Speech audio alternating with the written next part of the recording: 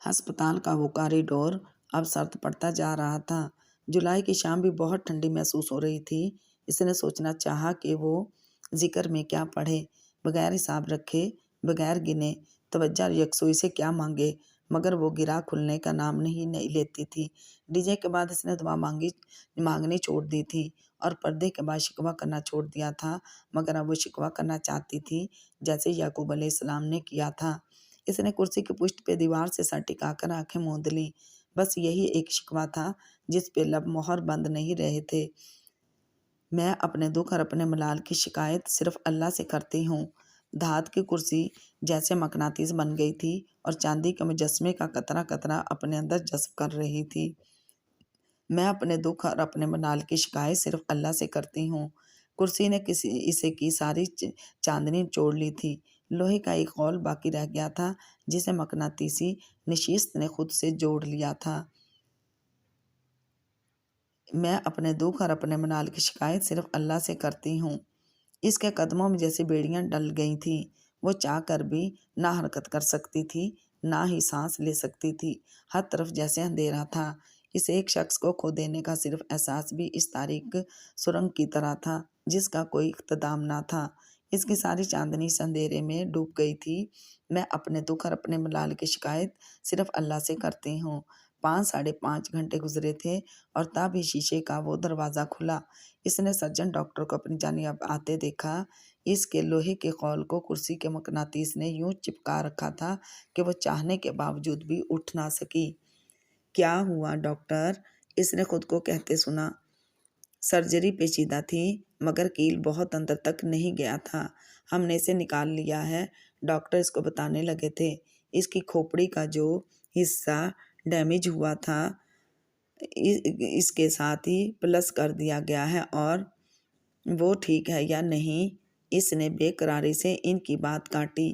وہ بھی پتہ نہیں کون سی زبان بولے جا رہے تھے۔ ہاں آف کورس وہ ٹھیک ہے، سرجری کامیاب رہی ہے۔ جیسے ہی انتھیسیرز یا اترے گا اور وہ سٹیبل ہو جائے گا تو آپ اس سے مل سکیں گی۔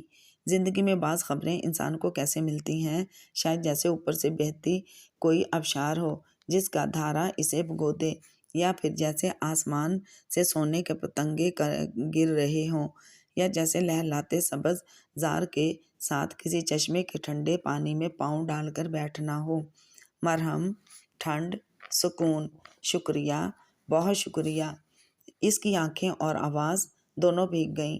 نقاب کے اوپر سے اس نے لبوں پہ ہاتھ رکھ کر جیسے ابلتے جذبات کو قابو کرنے کی کوشش کی۔ پھر وہ اٹھ کھڑی ہوئی۔ لوگ سکون پانے پہ نڈھال سے ہو کر بیٹھ جایا کرتے ہیں، مگر وہ اس کیفیت میں سے اٹھ کھڑی ہوئی تھی۔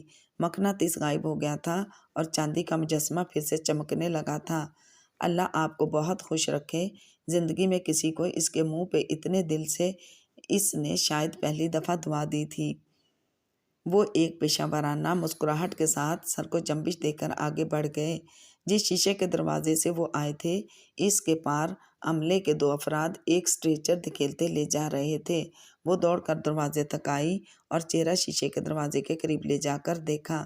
وہ جہان ہی تھا، لیٹے ہوئے اس کی گردن ایک طرف کو ڈھلکی تھی، یوں کہ چہرہ حیا کے سامنے تھا، بند آنکھیں، نیچے گہرے حلقے، سر پٹیوں میں جکڑا، ایک پٹی آنکھ کے قریب سے گزرتی تھی۔ بے ہوش، بے خبر، اسٹریچر آگے بڑھ گیا۔ وہ بس اسے دیکھتی رہ گئی۔ دونوں کے درمیان اس دفعہ بھی شیشے کی دیوار تھی، ایسی ہی جیسی بہت پہلے ان کے درمیان رہی تھی۔ تب وہ دھندلی تھی، آر پار کا منظر باہم تھا، لیکن اب وہ صاف تھی، تب واضح تھا۔ مگر دیوار تو دیوار ہوتی ہے اور ہاتھ زخمی کیے بغیر اس دیوار کو ہٹانا ممکن بھی تو نہ تھا۔ بہت تھکی تھکی سی وہ واپس کرسی پہ آ کر بیٹھ گئی۔ اس نے ٹھیک سے دعا نہیں کی تھی، مگر اب وہ ٹھیک سے شکر تو کر سکتی تھی نا۔ سلطنت ترکیہ کے دارالحکومت انقرہ پہ شام کا نلکیوں سرمئی چھا رہا تھا۔ اس کے پرائیویٹ روم تک آنے سے قبل وہ اپنے ہوٹل کے قریب ایک فلورسٹ سے سفید گلابوں کا ایک بڑا سا بوکے لے آئی تھی اور اب اس کے کمرے میں کھڑی ایک کارنر ٹیبل پر رکھے گلدان میں وہ پھول سیٹ کر رہی تھی۔ سفید گلاب جب کانچ کے گلدان میں جلوہ گر ہو چکے تو اس نے چہرہ ان کے قریب کر کے آنکھیں موندے سانس اندر کو اتاری۔ تازہ दिल फरेब महक सारे वजूद में अंदर तक घुल गई। फिर इसने पलट कर देखा, वो सो नहीं रहा था, बस गर्दन से ज़रा नीचे तक शीट डाले आंखें बंद किए लेटा था। सर वैसे ही पट्टी में जकड़ा था और ऊपर सफ़ेद जालीदार सी टोपी थी। क्या तुम्हें कुछ चाहिए? कहने के साथ हया ने गुलदस्ते से एक अधखुली कली अलहदा की। उन्होंने वो बंद आंखों से ज़ेरे लब बुड़बुड़ाया, ओके। वो कली हाथ में लिए इस लंबे से काउच पे आ टिकी जो बेड की पायंती के करीब ही दीवार के साथ लगा था। अबाया इसने नहीं उतारा था, बस नकाब नीचे कर लिया था। डॉक्टर्स कह रहे थे तुम बहुत जल्दी रिकवर कर लोगे। चंद लम्हे गुजरे तो इसने गुलाब की टहनी को उंगलियों से घुमाते हुए बात करने की एक और सही की। पता है मुझे। इसने आंखें नहीं खोली, अलबत्ता माथे पे एक उकताहट भरी शिकन के साथ जवाब दिया। वो परवाह किए बगैर हाथ में पकड़े सफ़ेद गुलाब को इसी तरह घुमाई गई। बहुत कुछ याद आ रहा था। तुम्हें याद है जब हम पहली दफ़ा इस्तांबुल में मिले थे, तब तुमने पूछा था कि कौन हया? ज़रा सा मुस्कुराकर कहते हुए इसने जहान को देखा, जिसने इस बात पे आंखें खोलकर एक उचटती नज़र इस पे डाली थी, जैसे कि तुम जानते ही नहीं थे कि कौन है हया। तो तुमने आगे से क्या कहा? फूफो की भतीजी, यानी फूफो से मिलने आई हो। हाँ, तो इन्हीं से ही मिलने आई थी ना। इसे इन बातों को दोहराने में मज़ा आने लगा था, बिल्कुल जैसे अभी कपातोकिया देखने आई हो। सो तो है। इसने ज़रा से शाने उचकाए। और कोई था जो ताया के घर जूते उतार कर दाखिल हो रहा था, और अब एप्पल टी के अलावा तो इसे किसी चाय से वाक़फ़ियत न थी। जहान ने आंखें वापस बंद कर लीं। काउच के इस तरफ शीशे का एक दरवाज़ा था जो बाहर खुलता था। इसके पार अनकरा का मौसम जैसे बहुत खिला खिला लग रहा था, यूँ जैसे इस दफ़ा बाहर जुलाई में उतरी हो। और मेरा चूल्हा ठीक करते वक्त तो मुझे तुम मेरे अल्फाज लुटा रहे थे, मगर मुझे क्या पता था कि कोई मेरी मेल्स भी पढ़ता है। अगर तुम ये सब कहकर मुझे शर्मिंदा करना चाहती हो तो वो मैं नहीं हूँगा, सो बोलती रहो। और कोई कहता था कि वो बहुत गरीब आदमी है। इसने असर लिए बिना अपना मशगला जारी रखा। सो तो हूँ। और जब तुम्हारे ड्राइवर ने जहान सिकंदर का नाम लिया तो क्या मैं इसके साथ ना आती? वह फूल को टहनी से पकड़े इसकी कली को अपनी ठोड़ी पे कर रही थी। इसने सिर्फ नाम लिया था, ये नहीं कहा था कि इसने जहान सिकंदर ने भेजा है। तुम्हें पूछना चाहिए था। और मुझे नहीं पता था कि तुम ताया फुरकान से इतना डरते हो। मौसम की शादाबी इसके चेहरे पे भी नज़र आ रही थी। मुस्कुराहट दबाए वो सारी बातें दोहराना बहुत अच्छा लग रहा था। मैं किसी से नहीं डरता। वैसे फूफो कहती हैं कि जहान की मत सुना करो, वो तो खामख्वाह कहता रहता है। मम्मी की मत सुना करो, वो यूं ही बोलती रहती हैं। वो एकदम चौंकी, फिर बेख्तियार हंस दी। जहां ने आंखें खोलकर गर्दन जरा उठाकर इसे ताज्जुब से देखा। हंसी क्यों? कुछ नहीं, हया ने मुस्कुराते हुए सर झटका। और याद है किस तरह तुमने और आयशे ने जाहिर किया था कि तुम एक दूसरे को नहीं जानते।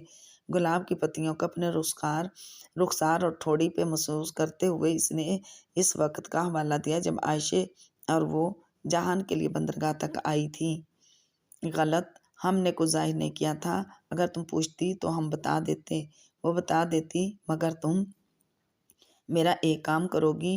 इसने बात काटकर बहुत संजीदगी से हया को देखते हुए कहा। हाँ कहो। वो बहुत तवज्जो से सुनती काउच पे ज़रा आगे को हुई। पहले एक दफ़ा जहान ने इसे चाय बनवाई थी, वगरना वो कोई काम नहीं कहता था। मुझे फार्मेसी से थोड़ी सी काटन ला दो। शिवर, वो मुस्तैदी से उठी। इसका काम करने की खुशी बहुत कीमती थी। दरवाजे तक पहुंचकर वो किसी ख्याल के तहत रुकी और पलट कर जहान को देखा, जो अभी तक इसे ही देख रहा था। किस लिए चाहिए कॉटन? कान में डालनी है। वो जो पुरजोश सी बाहर जाने के लिए तैयार खड़ी थी। पहले आंखों में हैरत उभरी, फिर अचंभा और फिर समझ आई। ढेर सारी खफगी अब खुद ब खुद भिज गए और पैर पटकती वापस काउच पे आकर बैठी। फिर बाजू सीने पे लिपेटे टेक लगाए खामोश मगर नाराज निगाहों से इसे देखने लगी। बहुत शुक्रिया। इसने गर्दन सीधी करके आंखें फिर से मूंद लीं। यह आदमी भी ना ذرا 2-4 دن مہذب بنا رہے تو شاید بیمار پڑ جائے، اس لیے اپنے اصل روم میں بہت جلد واپس آ جاتا تھا۔ وہ اسی طرح خفا خفا سی بیٹھی اسے دیکھتی رہی۔ صبح بہارے کو صبیہ خانم کے پاس چھوڑنے سے قبل اس نے ایک موبائل فون بمائے سم کے خرید کر اسے ایکٹیویٹ کروا دیا تھا۔ کیا میں تمہارے ساتھ ہاسپٹل نہیں جا سکتی؟ بہارے خفا ہوئی تھی۔ وہ دونوں ٹیکسی میں صبیہ خانم کے گھر جا رہی تھیں۔ تم نے کہا تھا تم اچھی لڑکی بنی رہو گی اور میری ساری باتیں مانو گی۔ اوکے، میں کیا کہہ رہی ہوں؟ بہارے فوراً دھیمی پڑ گئی۔ اچھا، یہ فون اپنے بیگ میں رکھو، میں تمہیں اس پہ کال کر لوں گی، اور چاہو تو اسے عائشہ کو بھی کال کر لینا۔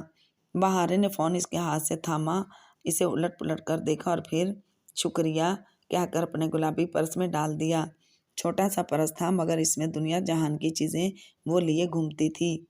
کنگھی، مانگو یا کینچی، اس کے پرس میں سب نکل آتا تھا۔ بہارے کو صبیہ خانم کے گھر چھوڑ کر وہ دوبارہ ٹیکسی میں آ بیٹھی جسے وہ انتظار کرنے کا کہہ گئی تھی۔ آج مسز عبداللہ وغیرہ نے بھی آ جانا تھا، سو بہارے کو کمپنی رہے گی۔ وہ ہاسپٹل کے راستے میں تھی جب فون بجنے لگا۔ وہ جو کھڑکی سے باہر انقرہ کی بھاگتی عمارتیں دیکھ رہی تھی، چونک کر فون کی طرف متوجہ ہوئی۔ اماں کالنگ۔ حیا، واپسی کا کیا پروگرام ہے؟ چھوٹتے ہی انہوں نے استفسار کیا تھا۔ ایک تو اس کے گھر والوں کو بھی اس کی واپسی کی بہت فکر تھی۔ سکون سے نہیں رہنے دینا انہوں نے، بس 1 ہفتہ مزید لگے گا۔ اب آ بھی جاؤ روہیل کا۔ اماں، یہ وہی نتاشا نہیں ہے جس کی وجہ سے ہمارے گھر میں طوفان آ گیا تھا؟ اب وہ اتنی امپورٹنٹ کیوں ہو گئی ہے کہ اسے ساری دنیا سے ملوانے کی آپ لوگوں کو بہت جلدی ہو رہی ہے؟ اسے ابھی تک ابا اور اماں کا نتاشا کو قبول کرنا ہضم نہیں ہوا تھا، اسی لیے تو چاہتے ہیں کہ جو لوگ باتیں بنا رہے ہیں ان کے منہ اس طرح بند ہو جائیں۔ وہ گہری سانس لے کر رہ گئی۔ پھپھو ٹھیک کہتی تھیں، وہ بیٹے ہوتے ہیں جن کے بارے میں باتیں بنانے والوں کے منہ بند کرنے کے لیے جتن کیے جاتے ہیں۔ بیٹیوں کو تو اپنے لیے ساری جنگیں خود ہی لڑنی پڑتی ہیں۔ فون بند کر کے اس نے روہیل کو کال ملائی۔ ٹیکسی ابھی سگنل پہ رکی تھی۔ ہیلو جامعہ خفصہ، کیسی ہو؟ وہ دوسری جانب بہت ہی خوشگوار موڈ میں بولا تھا۔ میری بات سنو اور کان کھول کر سنو، وہ جواب میں اتنے غصے سے بولی تھی کہ دیڑھ عمر ٹیکسی ڈرائیور نے بھی بے اختیار بیک ویومر سے میں اسے دیکھا تھا۔ کیا ہوا؟ وہ چونکا۔ تمہیں اگر اپنے بلی میں کتنی جلدی ہو رہی ہے نا تو کر لو میرے بغیر، بلکہ میری طرف سے آج ہی کر لو، مگر اماں ابا سے کہو مجھے بار بار کو بلانا چھوڑ دیں۔ اگر تم میرا صبر سے انتظار نہیں کر سکتے تو نہ کرو۔ اچھا، کیا ہو گیا ہے یار؟ ریلیکس، میں تمہارے آنے تک کچھ نہیں کرنے لگا۔ بہت شکریہ، بعد میں بات کرتے ہیں۔ وہ اسے پکارتا رہ گیا مگر اس نے کال کاٹ دی۔ حد ہے بھائی۔ وہ ہاسپٹل سے ذرا فاصلے پہ اتری تھی، پوری اسٹریٹ عبور کر کے آگے ہاسپٹل تھا۔ وہ ارادتاً دکانوں کے شیشے کی دیواروں کو دیکھتی ہوئی آگے بڑھ رہی تھی تاکہ اگر کچھ خریدنا ہو تو یاد آ جائے۔ ابھی وہ اسٹریٹ کے درمیان میں ہی تھی کہ ایک دم سے رکی۔ وہ ایک گفٹ شاپ تھی جس کے شیشے کے پار اسے کچھ دکھائی دیا تھا۔ وہ تیزی سے شاپ تک آئی اور گلاس ڈور دھکیل کر اندر داخل ہوئی۔ اس دوران ایک لمحے کے لیے بھی اس نے نگاہ اس شیشے سے نہیں ہٹائی تھی، مباد کہ وہ اسے کھو نہ دے۔ اندر دروازے کے دائیں جانب ہی وہ چھت پہ نصب ایک بک سے لٹکا تھا، ایک بہت خوبصورت ساؤنڈ چائم۔ وہ گردن پوری اٹھائے ونڈ چائم کے اطراف میں گھوم کر اسے دیکھنے لگی۔ وہ 1 فٹ لمبا تھا، اوپر ایک سلور گول پلیٹ تھی جس سے لڑیاں لٹک رہی تھیں۔ 5 لڑیاں تو دراصل لکڑی کی ڈنڈیاں تھیں جن کو سلور پالش کیا گیا تھا، باقی کی 5 لڑیاں کرسٹل کی بنی تھیں جسے ایک دھاگے میں پنکھڑیاں پرو دی گئی ہوں۔ گلاب کی پنکھڑیاں، چاندی کی سی چمکتی بے رنگ کرسٹل کی روز پیٹلز، ہر 2 پنکھڑیوں کی لڑیوں کے بیچ ایک سلور سٹک لٹک رہی تھی۔ اس نے ہاتھ اٹھا کر ہولے سے نازک کانچ کی لڑی کو چھوا، وہ سٹک سے ٹکرائی اور لکڑی اور کانچ کی کوئی عجب سی دھن بج اٹھی۔ موسیقی کی کسی بھی قسم سے مختلف وہ کوئی انوکھی سی آواز تھی۔ اس کے لمس سے لڑیاں جو گول گول دائرے میں گھومنے لگی تھیں اب آہستہ آہستہ ٹھہرنے کے قریب آ رہی تھیں، اور تبھی اس نے دیکھا اوپر کی سلور پلیٹ پہ ایک انگریزی میں کدا تھا، must every house be built open love but about loyalty and appreciation. Umar بن کتاب. اس نے زیر لب ان الفاظ کو پڑھا. اسے وہ واقعہ یاد تھا. ایک شخص اپنی بیوی کو صرف اس وجہ سے چھوڑنا چاہتا تھا کہ وہ اس سے محبت نہیں کرتا تھا. اس کے جواب میں یہ الفاظ سیدنا عمر بن خطاب رضی اللہ تعالیٰ عنہ فرماتے تھے کہ کیا ضروری ہے کہ ہر گھر کی بنیاد محبت پہ ہی ہو، تو پھر وفاداری اور قدردانی کیا کیا. مجھے یہ چاہیے. اس نے ایک دم جذبات سے مخمور ہو کر بہت زور سے سیلز گرل کو مخاطب کیا. پھر احساس ہوا کہ شاپ میں کیلی ہی تو ہے، سو اتنا اوور ہونے کی کیا ضرورت ہے. مجھے یہ پیک کر دیں. سیلز گرل مسکرا کر اس کی طرف آ رہی تھی.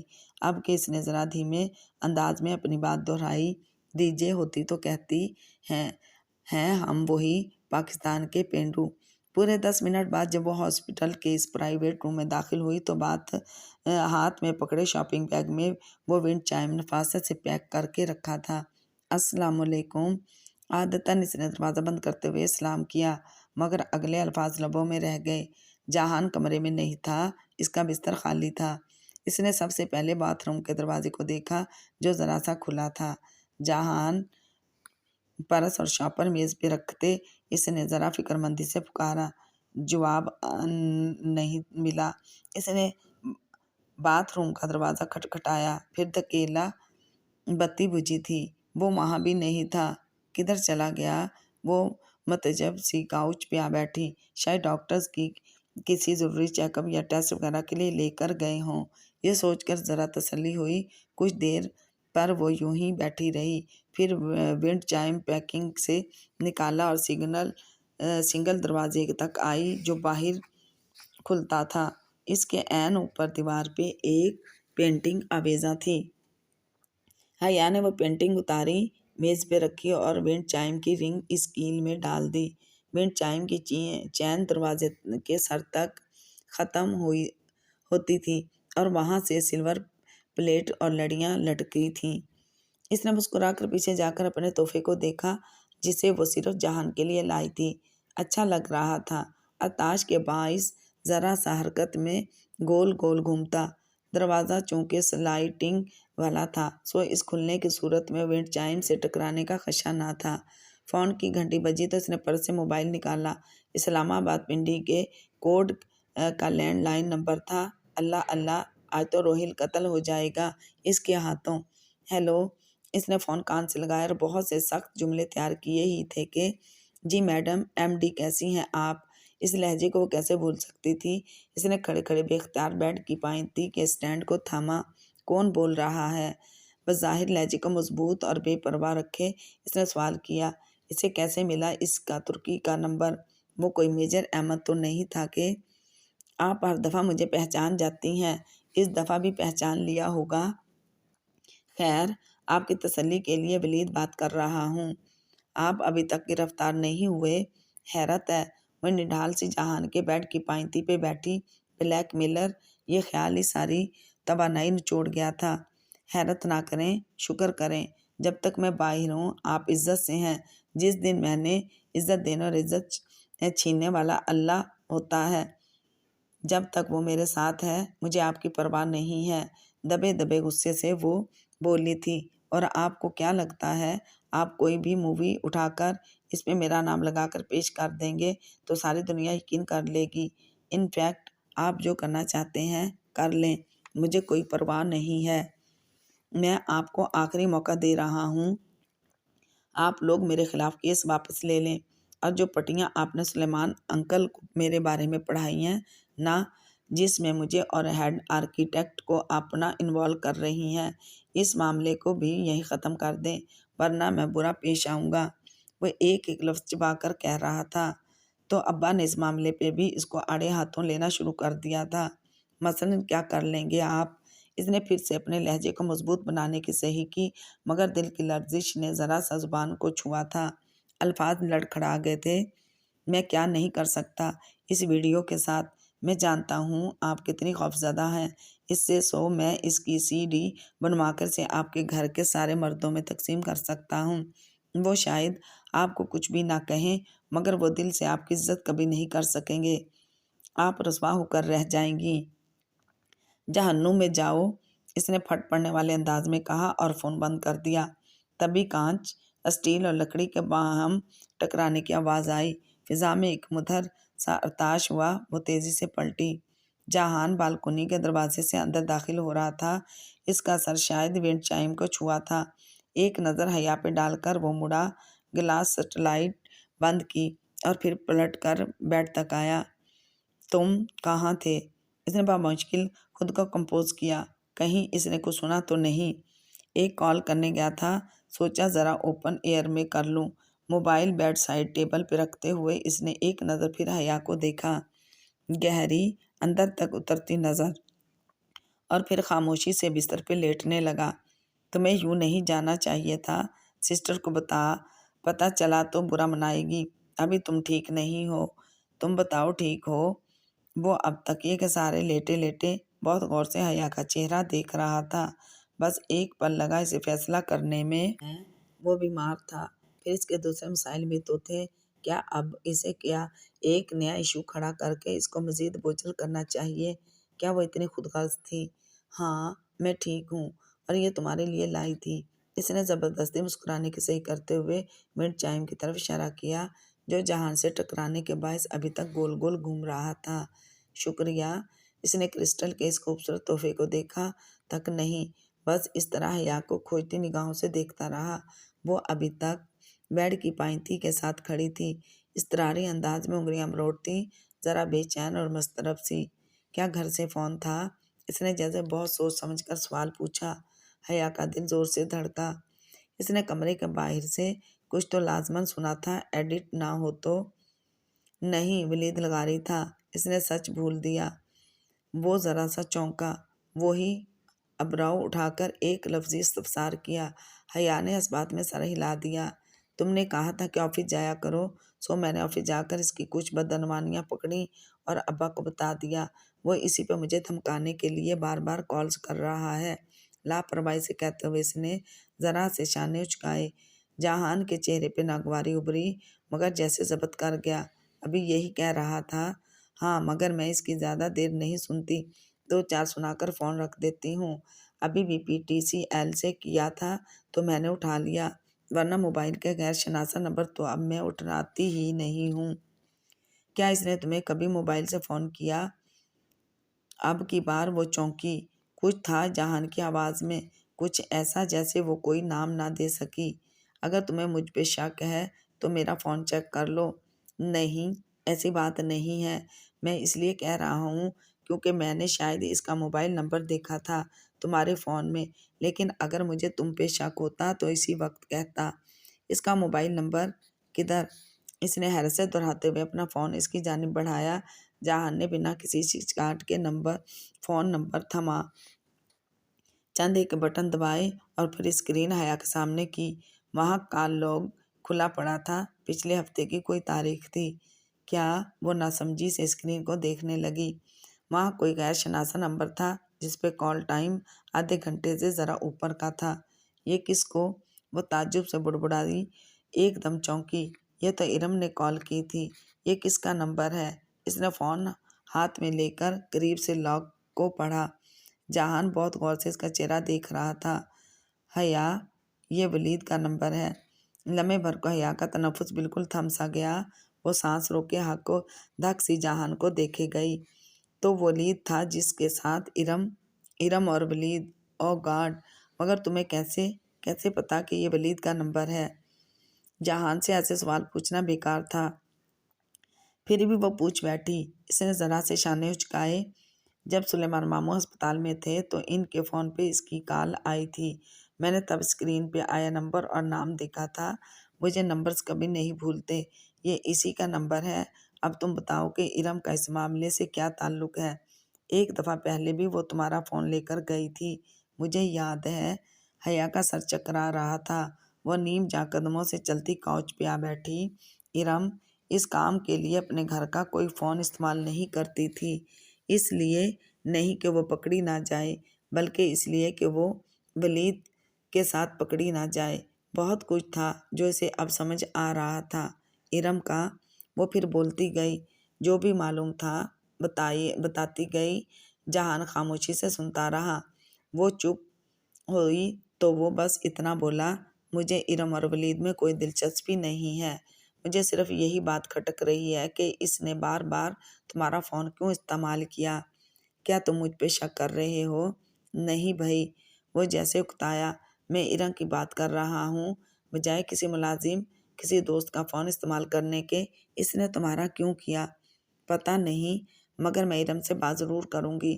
وہ ٹیک لگا کر بالکل خاموش سی ہو کر بیٹھ گئی، جیسے کچھ سوچ رہی ہو۔ اس کی نگاہیں ونڈ چائم کی لڑیوں پہ مرکوز تھیں، مگر ذہن کہیں اور بھٹکا تھا۔ وہ ویڈیو کس نے دی ولید کو؟ کس نے بتایا ولید کو کہ حیا اس ویڈیو سے اس حد تک خوفزدہ ہو سکتی ہے کہ اس کو دبانے کے لیے کچھ بھی کر سکتی ہے؟ حیا نے ہر جگہ سے ویڈیو ہٹوا دی تھی، مگر 2 جگہیں ایسی تھیں جو رہ گئی تھیں، ارم اور حیا کے لیپ ٹاپس۔ جس دن ویڈیو نیٹ پہ ڈالی گئی تھی، اسی دن ان دونوں نے اسے اپنے اپنے کمپیوٹر میں ڈاؤن لوڈ کر لیا تھا۔ ارم نے ہی ولید کو وہ دی ہوگی، مگر اس طرح تو ارم کی اپنی بدنامی بھی ہوگی۔ پھر پتہ نہیں۔ جہان بیڈ پہ تکیے کے سہارے لیٹا، گردن اس کی طرف موڑے بغور اس کے چہرے کا تار چڑھاؤ دیکھ رہا تھا۔ وہ محسوس کیے بغیر گلاس کے ڈور کے پار دیکھتی کہیں اور گم تھی۔